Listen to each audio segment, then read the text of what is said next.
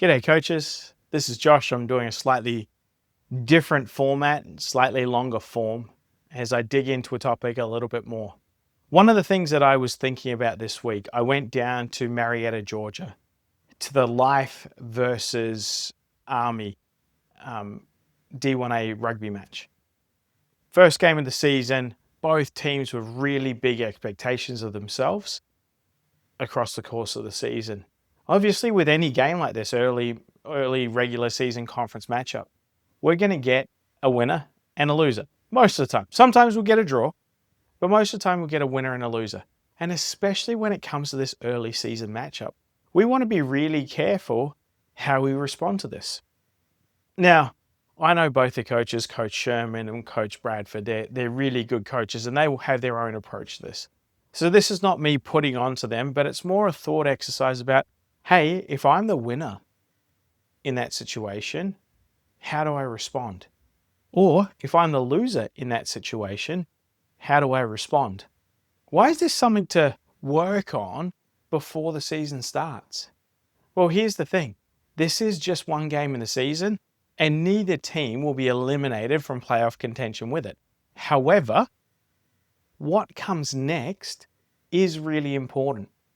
And for the teams moving forward, they need to make sure that the results or the outcomes of this game help them build towards what they want to build as they go throughout the season.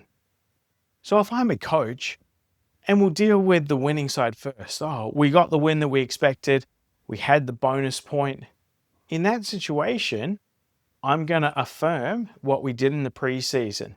I'm going to look really closely about our areas of growth, right? So I'm going to temper a little bit of the excitement and the joy that we have to celebrate this win because it is that first game in the season.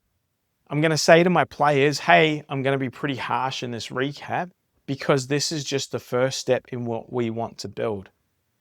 I'll look at our systems and our structures and I'll start to break them down. But I'll also find those moments where I'm like, oh, this was special. This is something we can come back to throughout the course of the season. I'll also look for those almost moments. They happen in every game, but especially early on in the season, I think it's really important that we learn from the almost moments. The almost negatives, where they didn't get the positive outcome, Army in this case, they didn't get the positive outcome because they made a mistake or an error that wasn't forced, but it was handling. I'll look at that and say, hey, how do we stop this from ever being an opportunity? And then I'll look at our side where we create opportunities that we don't finish due to execution errors. And I'll get the team to look at those things. Why? Well, I believe to be a great team and a great learning environment, we need to be able to learn as much from our wins. Sorry about that. We need to be able to learn as much from our wins as we do from our losses. We can only do this if we hone into our processes and our details that build those processes. If we don't do that, then what happens is we get blasé or complacent about our results. And that complacency can cause us to go away from focusing on the necessary details that allow progress to continue improving. And one of the things as a coach, you hear a lot about a growth mindset. In actuality, how do you execute the growth mindset? And for me, when you win, you look at the small details, you look at the processes, and you make sure you continuously refine those processes. Now let's flip to the losing side, and in this case, that was Army.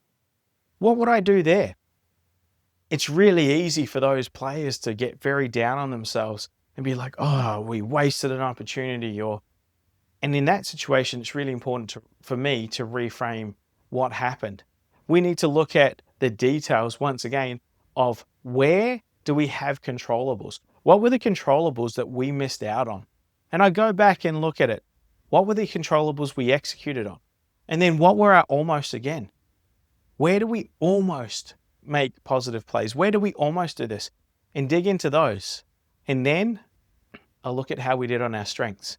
Did we actually use our strengths effectively or did we not? Do we allow them to impose themselves on us? Did we try things that we haven't developed the ability in to earn the right to use them in a game? And as we look at this, see, in early on in the season, there are some things that we build over the course of the year. And those things we might not want to use until they're ready for action. And as a coach on the losing side, I'm looking at those controllables and I'm trying to build a plan so we can build actions around our systems and structures that allow us to progress forward. And then I talk to them about the effort, and I talk to them about the emotion of a loss, and I give them a time period. Normally, if it's a trip home, I normally give them till the next day. Give them 24 hours, give them a sleep, whatever it happens to be, but have a time period where you get to sit with that loss, where you get to experience the feelings of that loss. But then also give them a charge that when we turn up at the next meeting, we are going to be forward focused. We are going to focus on what comes next. That's one of the big things for me is we have a next focus, and that is on controlling the controllable. Right? A couple of cliches there, but they're really important. What comes along with this is a great after action debrief where we don't get too down on anyone or anything. We recognize that it's the start of the season. We recognize that there is work to be done, and we get ready to do that work. If I made an error as a coach, if it was a system error, I take responsibility for it and I take responsibility publicly. If they're execution errors, I'm encouraging the players to step up and own those execution errors in mini units or individual skills. And then at the end of it, we get to the end of that problem solving session and it's done. And that's whether we win or lose. It's done. We move on. We've set our plan. We've now reset our focus.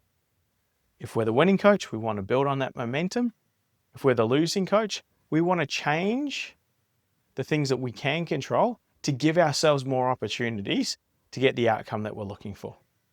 So, when it comes to those early season wins and losses, what do you do as a coach? If you want to explore this a little bit further, I'd love to chat with you. You can leave something in the comments or you can reach out to me directly and we'll find a time to chat. Love to have coffee with any coaches that want to talk a bit of footy. Hope you have a good one and we'll catch you next time.